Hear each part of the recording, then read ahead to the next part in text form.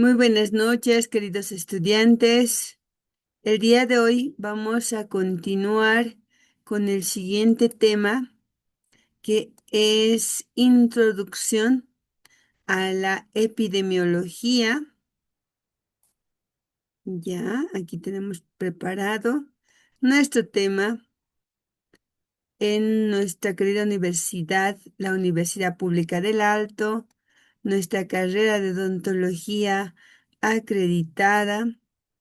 Y este tema que es parte de la asignatura de estomatología social e investigación 3, fundamentos de epidemiología.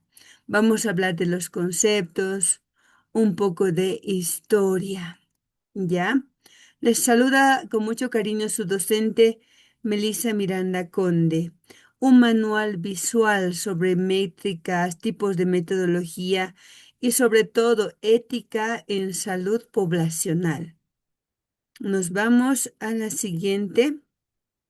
¿Por qué estamos viendo epidemiología en estomatología y salud pública? Porque recuerden que la epidemiología es una rama dentro de la salud pública. La salud pública en términos generales se refiere a las acciones colectivas dirigidas a mejorar la salud de una población. Y la epidemiología es uno de los instrumentos de la salud pública que puede usarse de muchas formas. Los primeros estudios epidemiológicos trataban sobre todo de las causas, la etiología de las enfermedades transmisibles, tarea que sigue siendo fundamental en la actualidad, ya que puede llevar y cubrir métodos preventivos. Entonces, nosotros podemos ver dos caras de una misma disciplina. ¿Ya? Aquí vamos a ver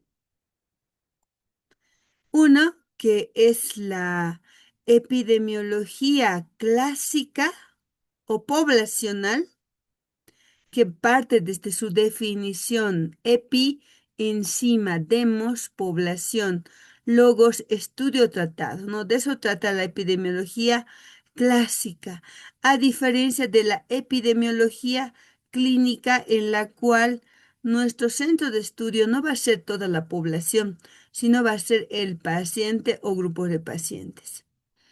En la epidemiología clásica, el sujeto de estudio va a ser la población y colectivos humanos. Y su propósito es medir el nivel de salud, identificar los determinantes y planificar políticas públicas de prevención de alguna enfermedad, ubicadas según distribución, según edad de los pacientes, ¿no? Y según la temporalidad. Y el enfoque va a estar dirigida a un contexto social y geográfico amplio. A diferencia de la epidemiología clínica, el sujeto de estudio son los pacientes del entorno médico. El propósito es mejorar el proceso de diagnóstico, orientar decisiones terapéuticas y predecir pronósticos. Su enfoque es la toma de decisiones basadas en la mejor evidencia para el individuo. Entonces, en síntesis, la clínica intenta dar respuestas a interrogantes médicas individuales, mientras la epidemiología poblacional entiende este sujeto como parte del tejido de una población mayor, ¿no? En la cual vamos a ver los sujetos, la distribución, la ubicación, en qué tiempo. ¿Ya? Esto es como introducción. Nos vamos a la siguiente. Ahí estamos. Vamos a ver qué es la epidemiología a partir de su definición. Tenemos una definición moderna y etimológica. Es la ciencia que estudia las enfermedades, la distribución en un pueblo. La definición, según la Asociación Epidemiológica Internacional, nos dice: Es el estudio de los factores que determinan la frecuencia, la distribución de enfermedades en poblaciones humanas. Ahora, etimológicamente, el término proviene del griego epi. Epi. Ahí vamos a colocar. Ujú. Epi, que significa sobre, sobre, van a recordar, sobre o encima de algo, en este caso, encima de la población de un pueblo o población. Y logos, la ciencia o estudio o tratado. La epidemiología etimológicamente, entonces, es la ciencia que estudia las enfermedades, la distribución, el comportamiento de estas en un pueblo, en un área específica. Tenemos aquí la evolución histórica de la definición según los paradigmas científicos dominantes. A inicios del siglo XIX y siglo XX teníamos el enfoque sanitario, en la cual se estudiaba las enfermedades transmisibles y las condiciones sanitarias e influencia del medio. Luego tenemos en la década de los 30 hasta los 50 el enfoque biomédico, el cual centra su atención en la enfermedad como una entidad biológica y sus posibles causas. Luego tenemos en la parte 3 el enfoque de factores de riesgo. En la década de los 60 y 80 estudia la relación entre la exposición a factores de riesgo y la ocurrencia de una enfermedad.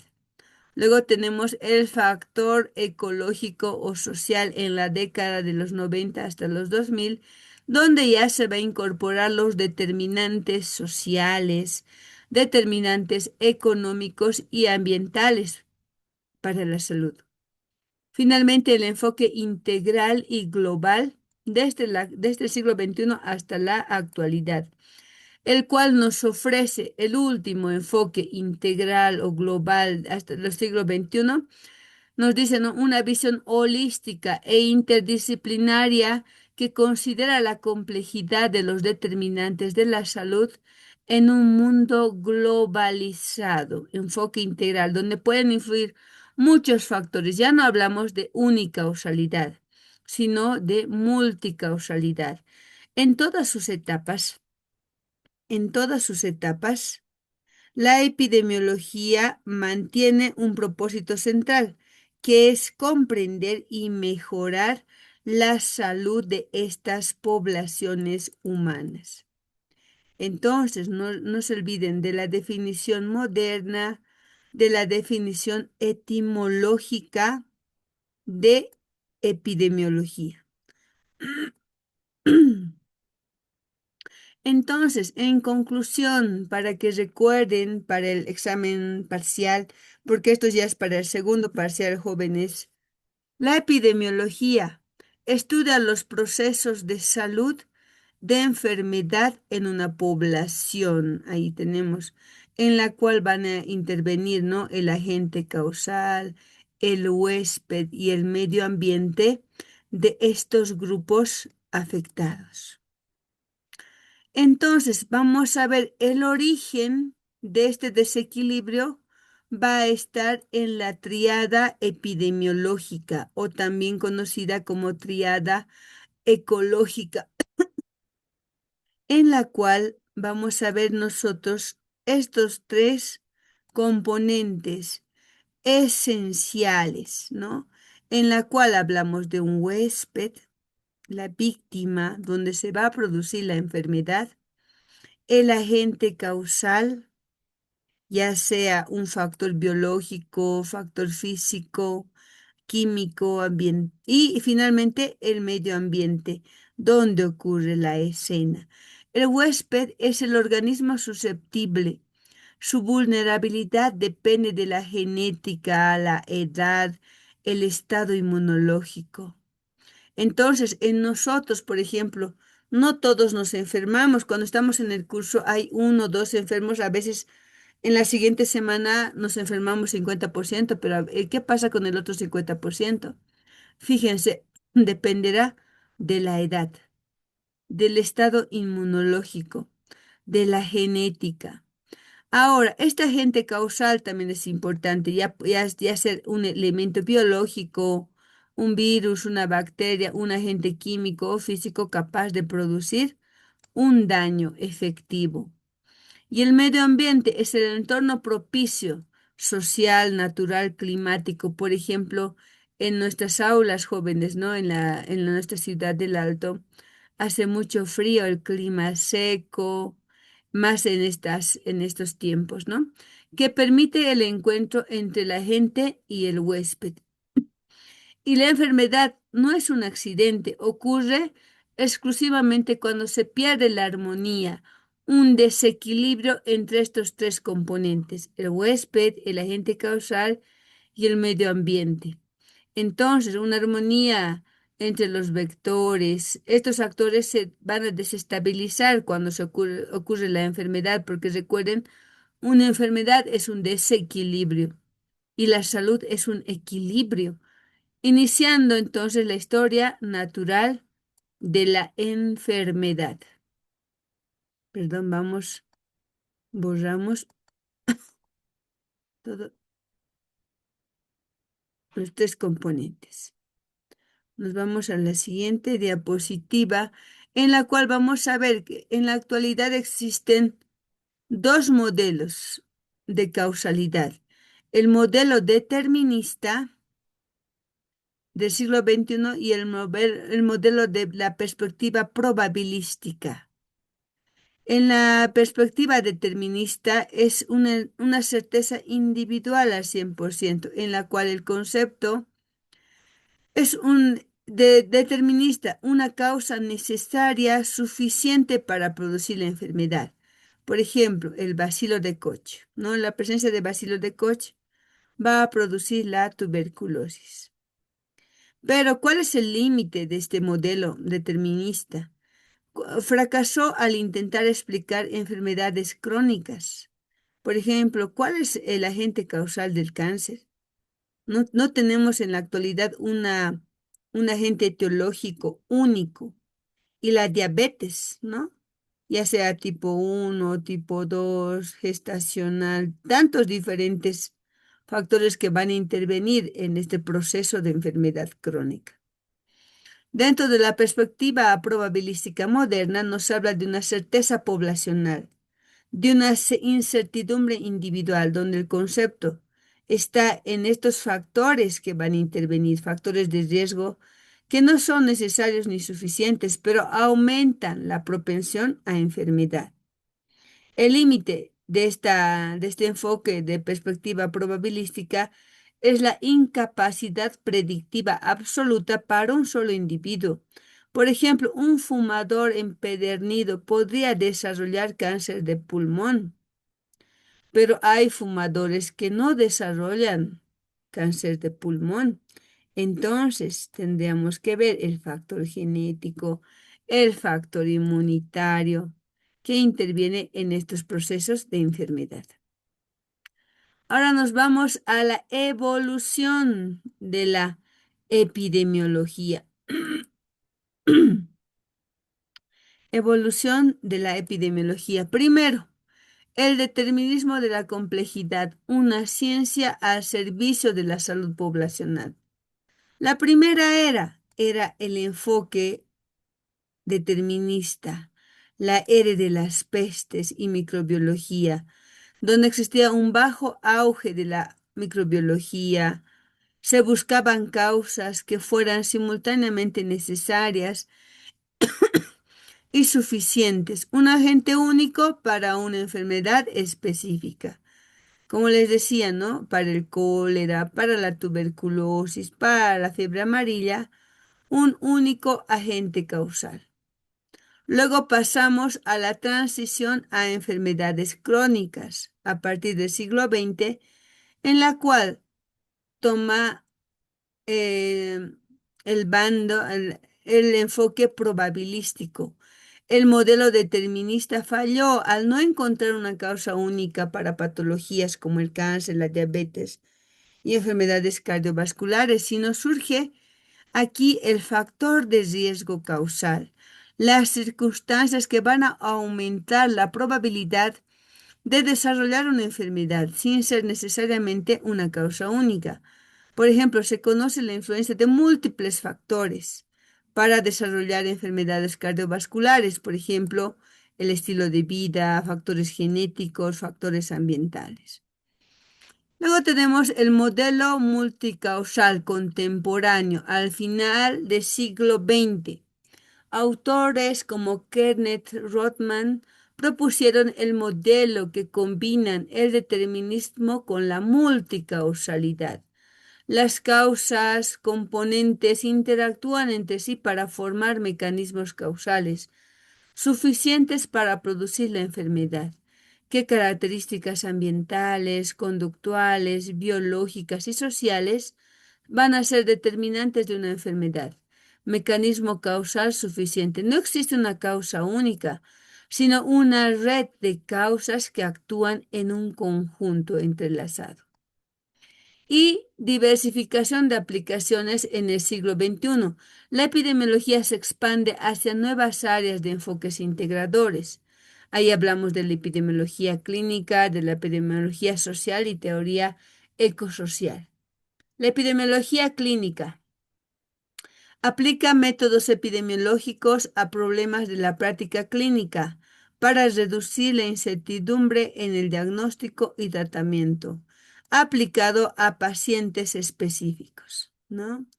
Y la epidemiología social o teoría ecosocial integran factores sociales, económicos, culturales, ambientales en el análisis del proceso de salud e enfermedad, una mirada integral del individuo en su contexto social y ambiental. Luego tenemos la consolidación de la epidemiología como disciplina científica esencial. Permite medir, cuantificar la salud de las poblaciones humanas, identificar determinantes de las enfermedades y acciones de control para la prevención de enfermedades, en la cual la evidencia para la toma de decisiones mejora la salud de las poblaciones. ¿Cuáles son los pilares conceptuales y metodológicos de la epidemiología? El primer pilar en la que nos basamos para decir que cuándo es salud, cuándo es enfermedad, es la triada ecológica, cuyo equilibrio o desequilibrio va a determinar la salud o enfermedad de un individuo.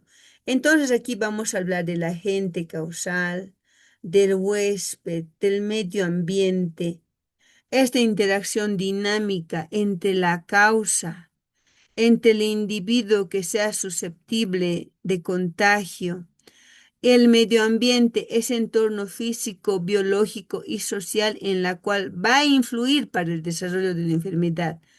La enfermedad ocurre por la interacción entre la gente, el huésped y el medio ambiente. ¿Cuáles son estos modelos de causalidad? Enfoque determinista y enfoque probabilístico. Recuerden, el modelo de Rothman o determinista, existe una causa necesaria suficiente para producir la enfermedad. Aquí nuevamente repetimos, ¿no? El bacilo de Koch produce la tuberculosis. Luego, el enfoque probabilístico, el riesgo poblacional. Los factores de riesgo aumentan la probabilidad, pero no determinan el evento. Por ejemplo, en fumadores, empedernidos, no todos desarrollan cáncer pulmonar. Ambos enfoques son complementarios y esenciales en epidemiología. Luego tenemos los diseños de investigación, dos tipos esenciales, ¿no? Los experimentales y los no experimentales. Dentro de los experimentales tenemos los ensayos clínicos aleatorios y los observacionales sin intervención, sin tomar en cuenta ese juego del investigador sobre las variables, esa intervención, ¿no?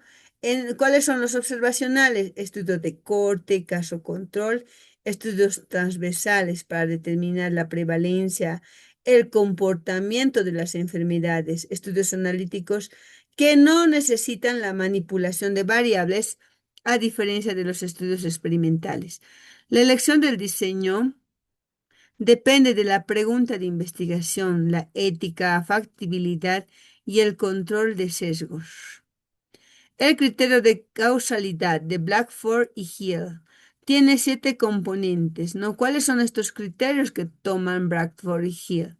No, primero, vamos, la fuerza de asociación entre el agente y el huésped, la consistencia, la especificidad, la temporalidad, cuánto tiempo está expuesto a esta gente, ¿no?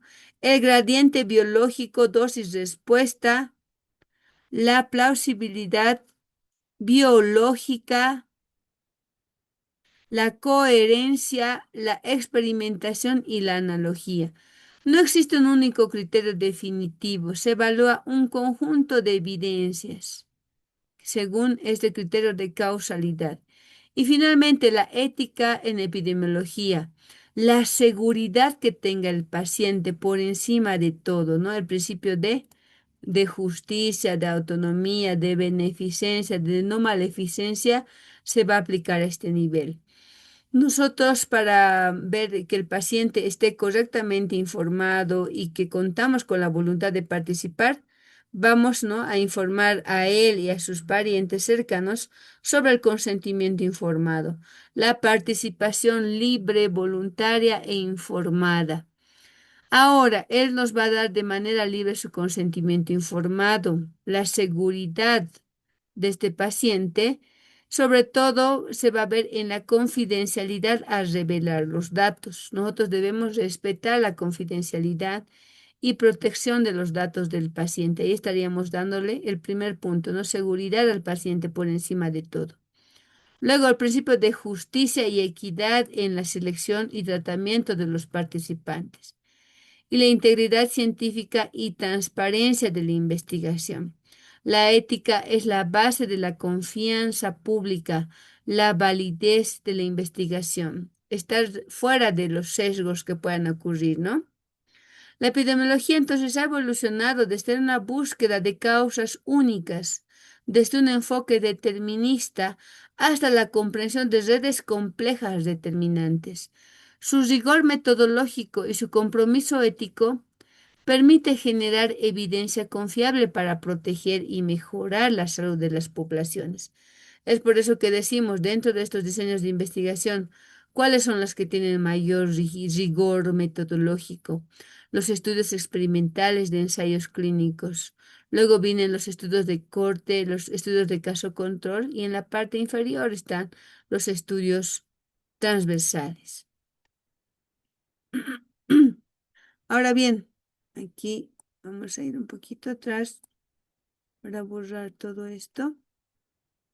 Nuevamente vamos a recopilar los puntos esenciales de la definición etimológica de la epidemiología, ¿no? Entender la enfermedad es investigar una interacción.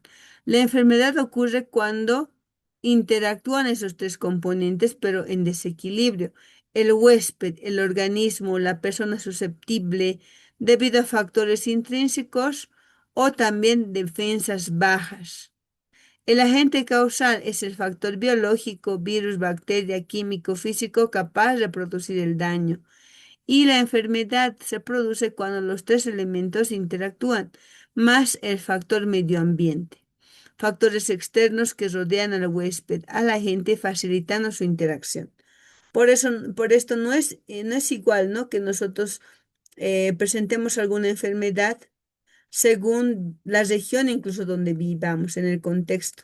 Enfermedades del oriente, enfermedades del occidente. El medio ambiente es muy importante. Haciendo una analogía y dice, ¿no?, en la escena, la víctima, ¿quién sería? El huésped, el hospedero, la persona susceptible de enfermar. Es importante, ¿no?, la vulnerabilidad de este paciente, su estado de alimentación, el estilo de vida, el factor alimenticio, todo es importante, ¿no? El homicida va a ser el agente causal, es el factor que causa el daño, que puede ser un microorganismo, una sustancia tóxica, una fuerza física. Y la escena, el medio ambiente, donde ocurre, ¿no? El entorno físico y social, económico, cultural que facilita el encuentro entre la víctima y el homicida. Ahora, el hospedero es el organismo susceptible de enfermar debido a factores como las defensas bajas. Ya, luego el agente causal es ese factor químico, físico, biológico capaz de producir el daño. El medio ambiente son factores externos que rodean al huésped, al agente, facilitando su interacción. Entonces, la enfermedad no depende solamente de un factor, sino de la interacción dinámica que va a haber entre el huésped, agente causal y el medio ambiente. ¿Y cuál va a ser el objetivo de la epidemiología? Va a ser identificar y entender estas interacciones para prevenir, para controlar y mejorar la salud de las poblaciones. Entonces podemos controlar nosotros los agentes causales, ya sea con vacunas, con medicamentos, igual en el huésped, mejorar su alimentación, su estilo de vida, el medio ambiente también, ¿no? Previniendo para determinadas temporadas, por ejemplo, que se presenta alguna enfermedad, como en estas épocas, ¿no? Estamos más susceptibles nosotros según el medio ambiente, tanto frío que está haciendo, además del clima seco en la cual nosotros convivimos, los agentes causales, muchas veces las personas que en las cuales salimos estornudan, escupen al piso, entonces el agente causal está por todo lado, ¿no? Y con el viento que hace, se esparce, se dispersa, y esto entonces va a depender únicamente de nosotros, de este huésped, de esta persona que sale a comprar, sale a caminar, no hay movilidad, entonces igual, ¿no? Va a depender de los factores, de nuestras defensas. Entonces tenemos que procurar alimentarnos bien en estas épocas que no tenemos mucho para comprar.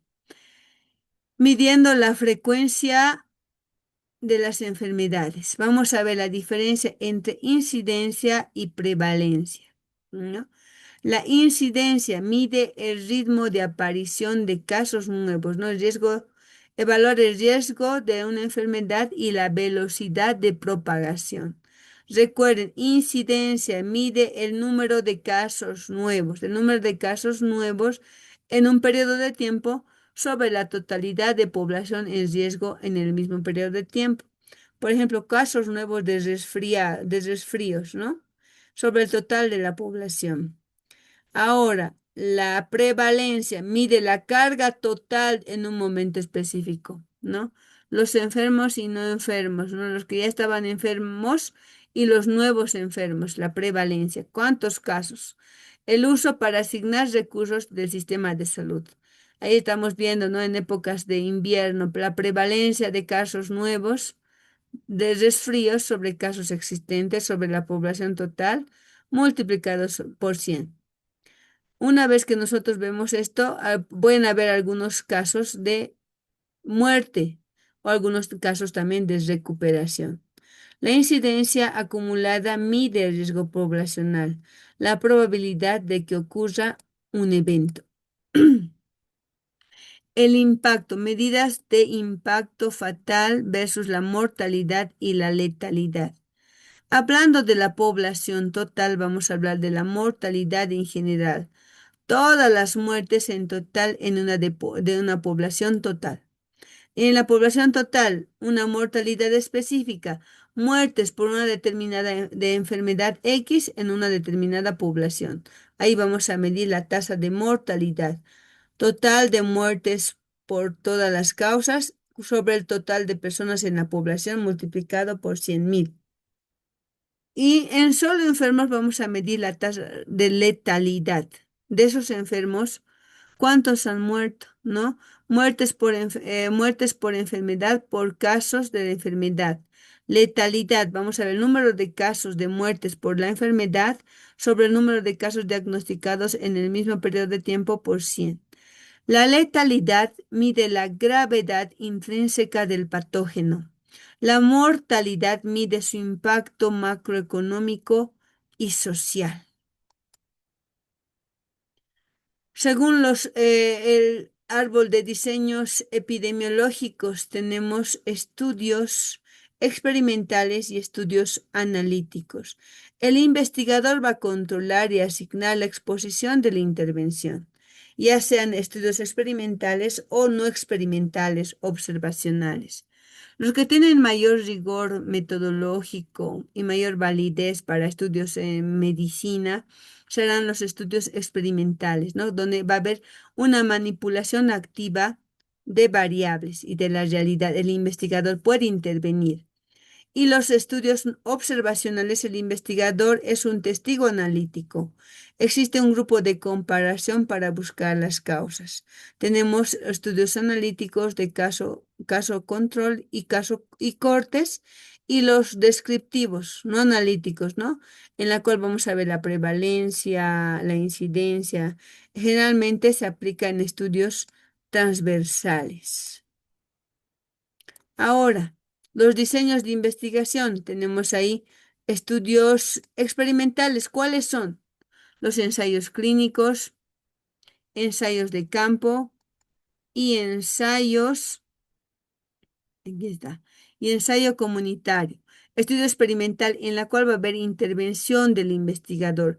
El investigador va a manipular las variables para establecer la causalidad directa.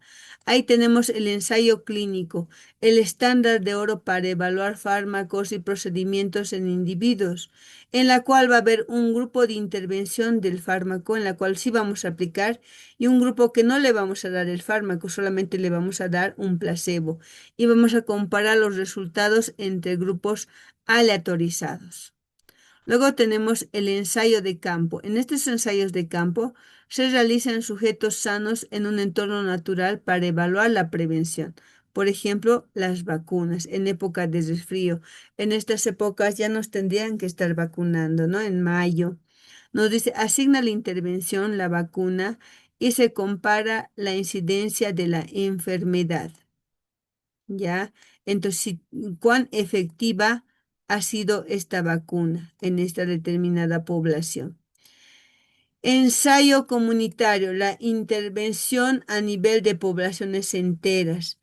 Se implementa la intervención en comunidades para evaluar los cambios en los indicadores de salud, en la cual vamos a aplicar la educación sanitaria, dotarles de agua potable, el control de vectores en esas poblaciones, ¿no? Ahora, en estudios no experimentales observacionales, el investigador observa la realidad sin intervenir en las variables de estudio. Ahí tenemos los estudios ecológicos, estudios de prevalencia o transversales, estudio de casos y controles, estudio de cohortes. Los estudios ecológicos, donde se analiza el nivel de grupos y áreas gráficas, no de individuos, solamente de poblaciones, fíjense, de grupos o poblaciones o áreas geográficas. Se comparan tasas de enfermedades y exposiciones entre poblaciones o regiones. A diferencia de estudios de prevalencia transversales, van a analizar la situación de una enfermedad en un momento único, en un tiempo único. Por eso es de transversal. Se mide la exposición y enfermedad simultáneamente en una población en un punto de tiempo. Por ejemplo, en junio, donde aparece la mayor cantidad de resfríos o incluso casos de COVID, ¿no? Estudio casos de control.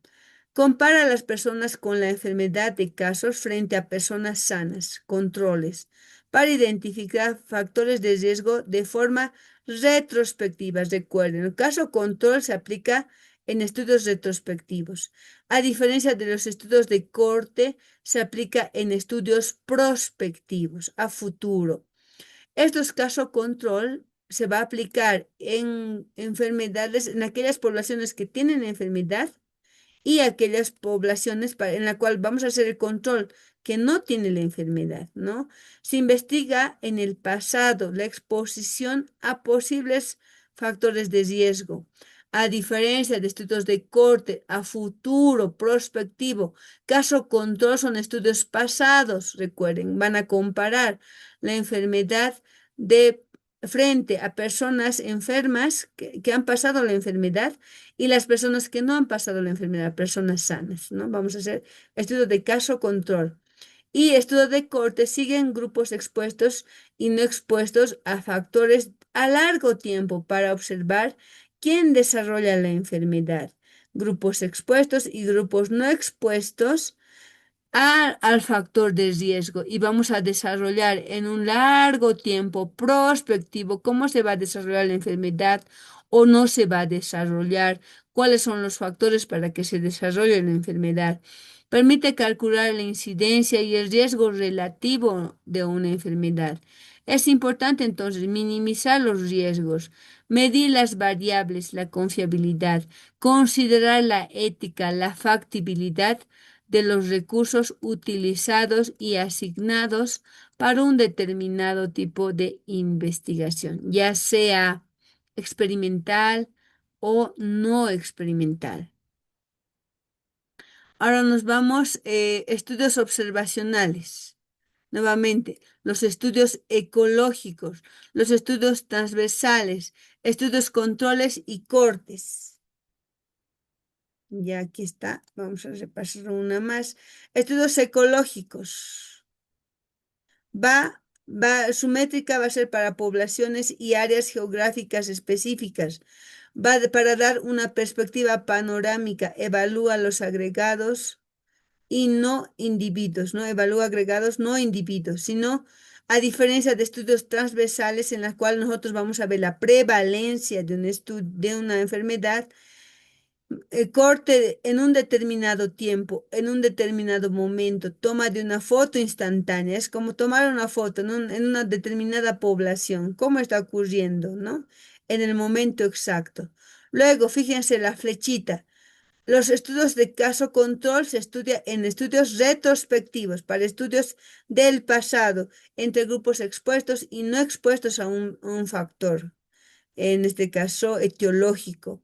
Es retrospectivo. Van del efecto de los enfermos hacia el pasado para buscar la causa. Mientras, fíjense la flechita, los casos de corte son prospectivos. Característica, agrupa una exposición o causa y sigue hacia el futuro para ver quién va a desarrollar la enfermedad. Entonces, ahí tenemos grupos ecológicos en poblaciones geográficas. Estudios transversales ya en cualquier tipo de población, ¿no? Es como sacar una fotografía en un determinado tiempo, en un determinado momento. Luego tenemos estudios de caso control para estudios retrospectivos y estudios de corte para estudios prospectivos. Vamos. Estudios experimentales. Vamos a ir desde estudios de intervención micro hasta escalas de intervención macro. Tenemos los ensayos clínicos, ensayo de campo y ensayo comunitario. El ensayo clínico donde los sujetos son los pacientes individuales. Usualmente están los enfermos. Vamos a estudiar esto en instituciones médicas altamente controladas. Es importante, ¿no? Para el gold stand, para la eficacia de fármacos y terapias, tal vez fármacos nuevos tratamientos. El ensayo de campo se utiliza esencialmente individuos sanos en su entorno natural y cotidiano para pruebas de vacunas y prevención primaria. Y a lo macro, ¿no? El estudio comunitario para grupos grandes, para comunidades enteras, comunidad de análisis, para entornos a nivel geográfico, social masivo, para evaluar políticas públicas y campañas de prevención. Ahora vamos a ver algunos sesgos que podemos incurrir los investigadores y podemos provocar sesgos y confusión en los que van a hacer lectura de la investigación, ¿no? Tenemos primero sesgos de selección, sesgos de medición y fenómenos de confusión. Sesgos de selección. La definición, elegir o agrupar mal una muestra, haciendo que no represente la población real. Entonces, por eso tenemos que hacer, ¿no? Muestras representativas. ¿Cuántos? Por ejemplo, de 800, ¿cuántos sería una muestra representativa? Es importante elegir el tipo de muestreo aleatorio, no aleatorio, probabilístico, no probabilístico. Sesgos de medición, errores sistemáticos al registrar, al categorizar, al recolectar los datos, por ejemplo, en cuestionarios mal diseñados. Por eso que tenemos que validar siempre un cuestionario antes de ser aplicado, ¿no? A veces de registros, a veces no registramos bien. No escuchaba a algunas personas de servicio de salud. A veces son tantos pacientes, especialmente en épocas de epidemia, ¿no? En la cual no nos olvidamos o ya no notamos porque no tenemos el personal suficiente, ¿no? Entonces ahí va a haber un sesgo de medición. Y fenómeno de confusión, una variable fantasma que distorsiona la asociación real. Puede observarse alto cáncer de páncreas en bebedores de café. La realidad, el tabaquismo es una variable de confusión. Está oculto detrás del consumo de café, que es el verdadero causante. Ahí estamos. Nos vamos al imperativo ético de investigaciones en humanos. Primero, siempre los principios de la bioética, ¿no? El respeto, la autonomía, la confidencialidad y el conflicto de intereses. Respecto a la autonomía, el consentimiento informado, el derecho inalienable de conocer los riesgos y rechazar su participación sin presiones ni penalizaciones. Entonces, vamos a informar no solamente al paciente, sino también a sus familiares.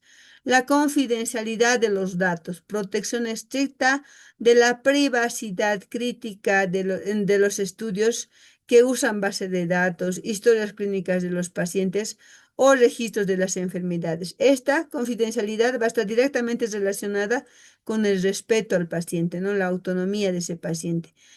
Y también conflicto de intereses, ¿no? La transparencia financiera absoluta, garantizar que las entidades financiadoras no manipulen el diseño o impidan la publicación de resultados que no son, ¿no? Entonces muchas veces pagan ellos la encuesta y tiene que salir la encuesta a su favor. Entonces, esto está relacionado a conflictos de intereses. El investigador tiene que ser neutro. Lo que ha salido en los resultados de la investigación, eso se debe publicar, sin beneficiar, ¿no? Sin beneficiar a los que han financiado, tal vez, podría ser. Ahora, comités de ética. Es importante nosotros que formemos, en trabajos de investigación se forman comités de ética. Atributos del comité. Son personas peritas para evaluar el trabajo, ¿no? Proteger a las personas, a los vulnerables, medir el riesgo-beneficio, evaluar la validez de ese trabajo. ¿Cuáles son los atributos del comité de ética? Todas las instituciones tienen su comité de ética a nivel de pregrado y a nivel de posgrado. Estos atributos deben ser personas multidisciplinarias, ¿no? Generalmente ya no se necesita solamente personas que tengan la formación única, sino formación en especialidades y subespecialidades, con miembros rotatorios, ¿no? Y vitalmente incluir representantes de la comunidad civil para asegurar el respeto a los valores culturales. Es importante nombrar a personas peritas, personas capaces de resguardar la ética en investigación, proteger a los más vulnerables, evitar la explotación de poblaciones más desfavorecidas, evaluar la validez. El diseño científico es robusto, mide lo que tiene que medir, qué tipo de diseño está utilizando, ¿no? Si coincide, ¿no? Desde la pregunta, los objetivos, el diseño metodológico con los resultados de la investigación. Medir el riesgo-beneficio, el riesgo para el individuo está justificado con el beneficio a esa sociedad, a esa parte de la sociedad. Y sobre todo, la regla de oro, absolutamente antiético, pedir al individuo que participe en una investigación mal diseñada, cuyos resultados no van a aportar a la sociedad. Entonces es importante que informemos a los participantes sobre los beneficios, sobre la utilidad de esa investigación. Ahí vamos a respaldar lo que es la justificación teórica, práctica, social y metodológica.